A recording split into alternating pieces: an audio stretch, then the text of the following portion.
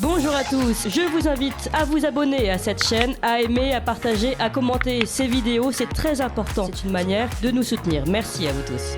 Bonjour Louis Rigaudière. Bonjour Corentin, et pas Valentin parce qu'il n'est pas là. Ah bah, vous dites absolument tout. Alors voilà, c'est on ça. rappelle que les chroniques de Louis Rigaudière sont disponibles sur YouTube. Bien sûr. Quel cartonne, on peut le Et dire. quel carton, oui, ça fait toujours chaud au cœur, merci à tous. Alors ce matin, vous nous dressez le portrait du pape de l'éducation nationale. Et oui, j'ai compris le jeu de mots. Et oui, bien sûr, c'était facile. Et oui, Corentin, alors cela fait désormais 1 an que j'ai rejoint cette belle équipe de ligne droite. 1 an que je prends plaisir à écrire des chroniques hebdomadaires dans lesquelles j'ai abordé de nombreux sujets, sauf un, celui de l'éducation. Et oui, cette éducation qui représente la part la plus importante des dépenses de l'État et qui pourtant se désintègre à une vitesse à peine croyable. Et comment bien sûr ne pas évoquer notre ministre de l'Éducation nationale, Pape Ndiaye, un ministre au bilan pour le moins mitigé qui surtout dénote avec l'urgence absolue de la situation pour le moins chaotique de nos établissements scolaires. Un ministre que l'on pourrait qualifier d'inactif tant son action est inexistante.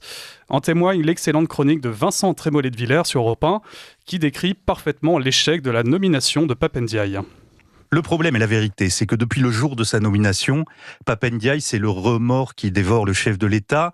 Il est le verrou qui empêche la droite de rejoindre la majorité et il n'offre aucune satisfaction à la gauche. On lui demande donc de se cacher, de se taire, d'être invisible, ce qu'il avait fait jusqu'ici avec un talent certain, et puis il est sorti sur l'école privée, et l'Élysée lui a évidemment demandé d'éteindre l'incendie. Mais pendant ce temps, c'est toute l'école qui continue de s'affaisser. Je vous rappelle que le ministre est à la tête du chantier décisif pour l'avenir de notre pays. Aujourd'hui, et ce sont les chiffres de la rue de Grenelle, à peine la moitié des élèves de 6e a le niveau de lecture requis pour le collège et un tiers est en grande difficulté. Et je ne vous parle même pas de notre plongée spectaculaire dans les classements internationaux. Il s'agit donc d'une urgence absolue. Alors quand je parlais d'inaction au sujet du ministre, c'est bien vrai, mais pas sur un domaine qui a donné des frayeurs à de nombreuses familles, la mixité sociale. En effet, Pape Ndiaye s'était donné comme mission d'imposer une mixité dans les écoles privées, à croire qu'il n'a toujours pas compris pourquoi tant de parents inscrivaient leurs enfants dans ces établissements et pourquoi ils tenaient à fuir l'école publique. Non, Pape Ndiaye est contre le port de l'uniforme, mais veut tout uniformiser. Privé, public, même combat, même destin. Heureusement pour nous, le ministre a fait preuve de faiblesse et n'est pas allé au bout de sa décision, comme le raconte un journaliste de BFM TV. C'est l'histoire d'un ministre qui fait pchit.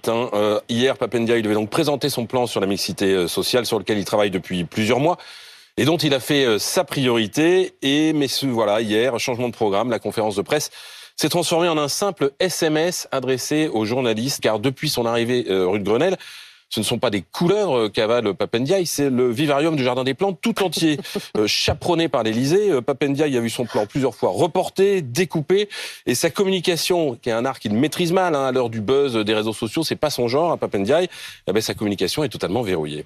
Et dans un tout autre style, l'écrivain Éric Nolot a tenu à souligner l'absurdité de cette usine à gaz. Extraordinaire. Pape Ndiaye fait tout pour exister, le pauvre, il est complètement invisibilisé. Et là, donc, il dégaine un grand sujet important, effectivement, la mixité sociale. Il faut donc mélanger les élèves de plusieurs origines pour essayer. Je vous recommande une interview dans Le Monde qui est absolument lunaire. La femme qui intervient, elle est membre du Conseil scientifique de l'éducation nationale. On lui pose la question directement. Est-ce que la mixité sociale, le fait de mélanger des élèves de différentes classes sociales, a un impact sur le niveau des élèves ? Non. Ah bon ? Alors, quelle est l'utilité de la chose ? Ça augmente le bien-être des élèves. Si vous voulez, c'est un peu l'équivalent d'un spa. Donc, écoutez, on est en train d'ouvrir vraiment un dossier incroyable en disant d'avance que ça ne sert à rien. Et puis, il faut aussi pointer les étranges envies de censure du ministre, notamment pour ceux qui dénoncent la politique dangereuse de la Macronie, au point de tronquer les propos des professeurs qui les portent. L'un d'entre eux en a d'ailleurs fait les frais. Le professeur agrégé de philosophie René Chiche a récemment été suspendu pour une période de 3 mois, pour ce que l'on pourrait appeler un délit d'opinion. Il s'était en effet exprimé de façon virulente contre le pass vaccinal mis en place par le gouvernement. Il était à notre micro le 11 mai dernier pour nous raconter. L'intervention du ministre était plus que maladroite. Elle est scandaleuse, elle est inacceptable, parce que, outre le fait qu'il cite un tweet, contre lequel Aurore Berger, pour lequel Aurore Berger a porté plainte contre moi, et pour lequel, par conséquent, je suis mise en examen, dans le cadre donc d'une procédure qui est en cours. Le fait qu'il cite ce tweet montre très bien qu'il y a une connexion entre au moins ces deux personnalités. Et moi, je suis très inquiet. je suis très inquiet parce qu'il y a manifestement un détournement de la procédure. Alors, on me fait dire des choses que je n'ai absolument pas dites. Je veux dire, ce tweet-là, je m'en suis déjà largement et abondamment expliqué, au moment précisément où Aurore Berger a attiré l'attention d'un tas de personnalités sur moi, et a déclenché à mon égard, d'ailleurs, une vague de harcèlement et d'insultes insupportables. Alors voilà, pour cette autopsie d'un profil inquiétant qui incarne aussi bien les dérives sectaires d'une gauche sans pitié et la lâcheté d'une droite sans substance. Il n'y a qu'en Macronie que l'on retrouve cela, et c'est peut-être ce qui fait son charme. Merci beaucoup, Louis Rigaudière. Vous aimez bien la Macronie. Ah, j'adore ça. C'est vraiment votre ligne C'est de une conduite. obsession. Merci beaucoup, Louis Rigaudière.